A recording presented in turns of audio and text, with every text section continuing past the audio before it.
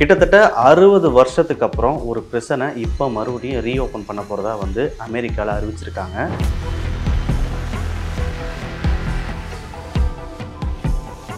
இந்த prison open ஆகுதுன்னு தெரிஞ்ச உடனே அங்கே இருக்கிற நிறைய குற்றவாளிகளுக்கு வந்து பார்த்திங்கன்னா ரொம்பவே பயத்தில் இருக்காங்க.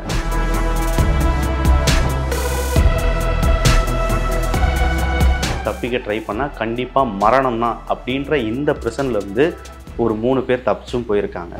யார் அந்த 3 பேர்?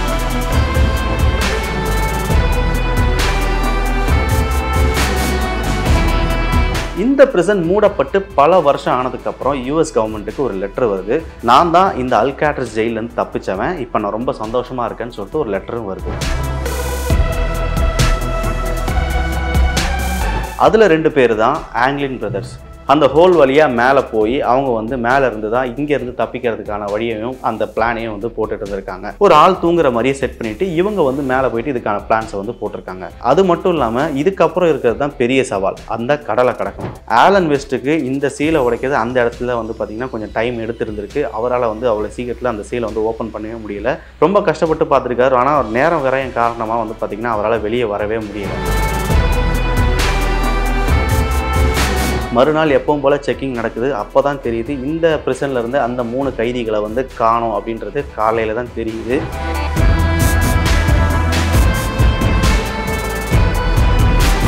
ஸோ அந்த பிரிசன் என்ன, எதனால அந்த பிரிசனை வந்து மூடினாங்க, ஏன் மறுபடியும் இந்த பிரிசனை வந்து திறக்கிறாங்க, அப்படி அந்த பிரிசனில் என்ன தான் இருக்குது, அங்கே எவ்வளோ ஆபத்தான விஷயங்கள்லாம் இருக்குது, அங்கேருந்து யாருமே தப்பிக்க முடியாதுன்னு சொல்லியிருக்காங்க. அப்படி அந்த பிரிசனில் என்ன இருக்குன்றது தான் இந்த வீடியோ தான்.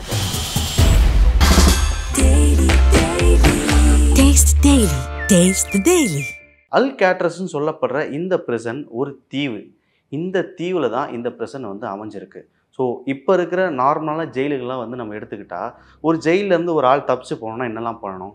அங்கே இருக்க கார்ட்ஸ் கிட்ட தப்பிக்கணும். அதுக்கப்புறம் அந்த ஜெயிலில் இருக்க பெரிய மதில் சுவரில் எகிரி குதித்து வெளியே போகணும். ஆனால் அந்த இடத்துல தான் இந்த பிரிசன் வந்து ரொம்பவே மாறுபட்டுருக்கு.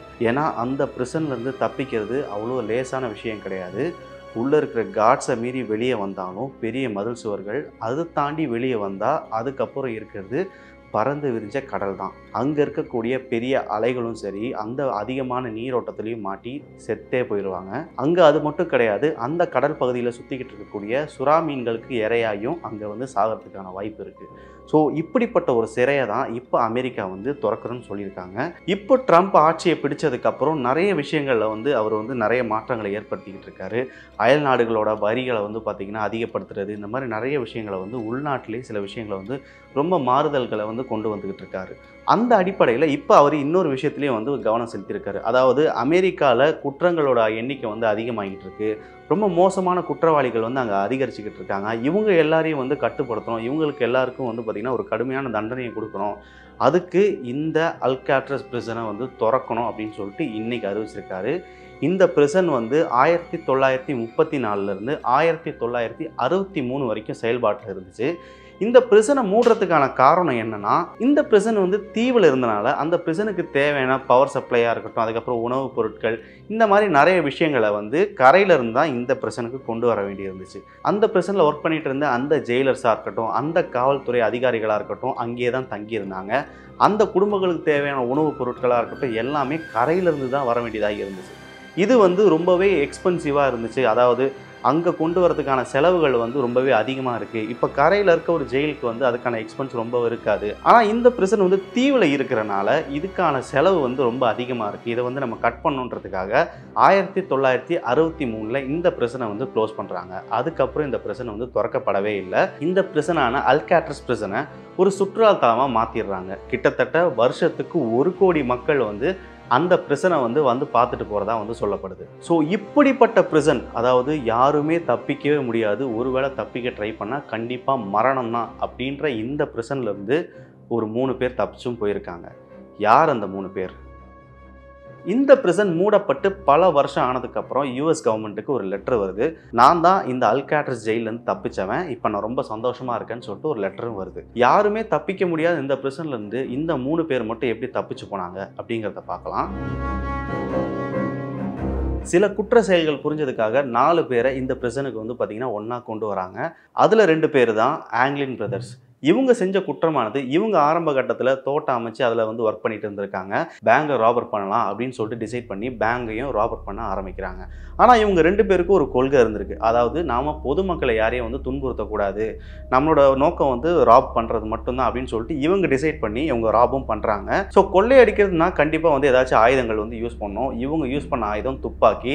ஆனால் இந்த துப்பாக்கி யூஸ் பண்ணுறதுலேயே அவங்களுக்கு ஒரு கொள்கை இருந்துச்சு. இதுலேயும் யாரையும் துன்புறுத்திடக்கூடாதுன்றதுல இவங்க வந்து ரொம்பவே கிளவராக இருந்தாங்க. ஏன்னா இவங்க பிடிபட்டதுக்கு அப்புறம் அவங்க யூஸ் பண்ண துப்பாக்கியை பரிசோதித்து பார்த்ததெல்லாம் தெரியுது, அவங்க யூஸ் பண்ணது வந்து டம்மி துப்பாக்கியாக இருந்துச்சு. ஏன்னா யாருக்குமே வந்து துன்புறுத்தக்கூடாது, நம்மளோட நோக்கம் வந்து கொள்ளையடிக்கிறது மட்டும்தான் சொல்லிட்டு இவங்க 2 பேர் வந்து பார்த்திங்கன்னா இந்த குற்ற செயலில் ஈடுபட்டு இவங்களும் ஜெயிலுக்கு வந்திருந்தாங்க. ஸோ இவங்க கூடயே ஃப்ராங்க்லி மோரிஸ்ன்றவரும் வந்து இந்த சிறைக்கு வந்திருந்தார். பிரிசனுக்கு கொண்டு போகிறதுக்கு முன்னாடி இவருக்கு ஐக்யூ டெஸ்ட் எடுத்திருக்காங்க. இவரோட ஐக்யூ லெவல் 133 இருந்துச்சு. அதாவது சாதாரண மனிதனோட ரொம்பவே அதிகமாக இருந்திருக்கு. ஸோ இவரை வந்து ரொம்ப க்ளோஸாக வாட்ச் பண்ணியிருக்காங்க. ஏன்னா இவர் வந்து ரொம்ப ப்ராடாக யோசிக்கிறாரு.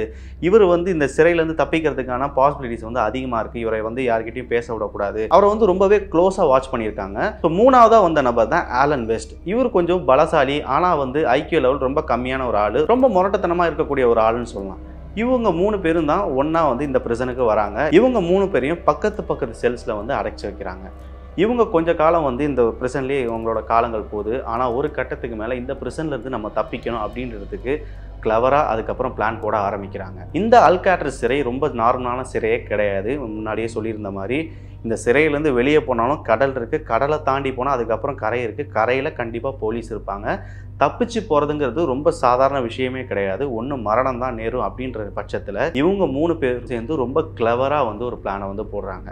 வென்டிலேஷன், அதாவது காற்று வந்து போகிறதுக்காக இந்த 3 பேரோட சிறையிலையும் வந்து பார்த்திங்கன்னா வென்டிலேஷனும் இருக்கும். இவங்க 3 பேரும் ரொம்ப கிளவராக யூஸ் பண்ணி அங்கே இருக்க கிச்சனில் கிடைக்கிற பொருளுங்க, அதுக்கப்புறம் வந்து பார்த்திங்கன்னா ட்ரையரு, இந்த மாதிரியான சில விஷயங்களெல்லாம் யூஸ் பண்ணி அந்த ஏசி டக்டை கொஞ்சம் கொஞ்சமாக ஓட்ட போட்டு அவங்க வந்து மேலே போகிறதுக்கு ஒரு வழியை வந்து கிரியேட் பண்ணுறாங்க. ஒரு கட்டத்தில் இந்த 3 குரூப்பும் ரொம்ப வெற்றிகரமாக இந்த ஹோலை வந்து போட்டு முடிக்கிறாங்க. அந்த ஹோல் வழியாக மேலே போய் அவங்க வந்து மேலே இருந்து தான் இங்கேருந்து தப்பிக்கிறதுக்கான வழியையும் அந்த பிளானையும் வந்து போட்டுட்டு இருந்திருக்காங்க. ஸோ இந்த செயல்களில் எல்லாருக்குமே ஒரு டவுட் வரும். எப்படி இவங்க ஓட்டை போட்டாங்க, எப்படி இவங்க மேலே போனாங்க, ஏன் ஜெயிலில் வந்து கார்ட்ஸ் இருக்க மாட்டாங்களா, எப்போவுமே வாட்ச் பண்ணிக்கிட்டே இருப்பாங்களேன்ற ஒரு டவுட் எல்லாருக்குமே வரும். எப்போவுமே ஒரு ஓட்டையை போடும்போது ஒரு கல்லை உடைக்கும் போது கண்டிப்பாக சத்தம் வரும். இவங்க என்ன பண்ணியிருக்காங்கன்னா அந்த சிறைச்சாலையில் எப்போவுமே ஒரு குறிப்பிட்ட டைமில் சாங்ஸ் வந்து ப்ளே பண்ணுவாங்களாம். அந்த டைமை யூஸ் பண்ணி அந்த சத்தத்தோட சத்தமாக சேர்ந்து தான் ரொம்ப தெளிவாக வந்து பிளான் பண்ணியிருக்காங்க. அது மட்டும் இல்லாமல் இவங்க மேலே, அதாவது நைட் டைமில் மேலே போய் தான் இவங்க பிளான்லாம் போட்டிருக்காங்க. அந்த டைமில் கார்ட்ஸ் வந்து பார்க்கும்போது இவங்க இருக்கிற மாதிரியே அவங்களுக்கு தோணுன்றதுக்காக அங்கே இருந்த பேஸ்ட்டு, அதுக்கப்புறம் சுண்ணாம்பு, இந்த மாதிரி விஷயங்களெல்லாம் வச்சு ஒரு டம்மி ஹெட்டை வந்து உருவாக்கி அதை வந்து அவங்களோட பெட்டில் வச்சுட்டு தூரத்துலேருந்து பார்க்கும்போது ஒரு ஆள் தூங்கிட்டு இருக்க மாதிரியே தோணியிருக்கு. ஸோ ஆளுன்ட்டு இருந்தால் வந்து முடியெலாம் இருக்கணுமே அப்படின்றதுக்காக அங்கே இருக்க சலூன்லேருந்து முடிகளை வந்து திருடிட்டு வந்து அந்த சிலைக்கு, அதாவது அந்த ஸ்கல்ப்புக்கு வந்து முடிகளெல்லாம் செட் பண்ணி ஒரு ஆள் தூங்குற மாதிரியே செட் பண்ணிவிட்டு இவங்க வந்து மேலே போயிட்டு இதுக்கான பிளான்ஸை வந்து போட்டிருக்காங்க.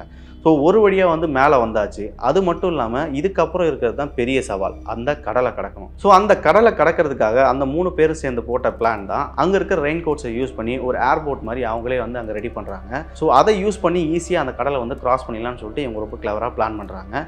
ஸோ ஒரு நாள் இவங்க தப்பிக்கிறதுக்கான அந்த நாளும் வருது. இவங்க 3 பேரும் சேர்ந்து அன்னைக்கு நைட்டு தப்பிக்கிறதா முடிவு பண்ணி அங்கே இருக்கிற அந்த ஹோலில் இவங்க அந்த ஹோலை மறைச்சி வைக்கிறதுக்கு யூஸ் பண்ணது ஒரு கார்ட்போர்டை வச்சு அதை வந்து கல் மாதிரியே வந்து பார்த்திங்கன்னா பெயிண்ட் பண்ணி அதை வந்து அந்த இடத்த மறைக்கிறதுக்காக யூஸ் பண்ணியிருக்காங்க. ஸோ தூரத்துலேருந்து பார்க்கும்போது அந்த இடத்துல வந்து பார்த்திங்கன்னா பள்ளம், அதாவது ஓட்டை போடாத மாதிரியே தான் தோணும். ஆனால் போய் எடுத்தால் கையோட வந்துடும். ஒரு கார்ட்போர்டு தான், ஈஸியாக வந்துடும். ஸோ இந்த மாதிரி செட் பண்ணியிருக்காங்க. ஆனால் 3ஆவதாக ஒரு நபர் ஆலன் வெஸ்ட்டுங்கிறவர் போலீஸுக்கு பயந்து அந்த விஷயத்தை மட்டும் பார்த்திங்கன்னா கோட்டை விட்டுறாரு.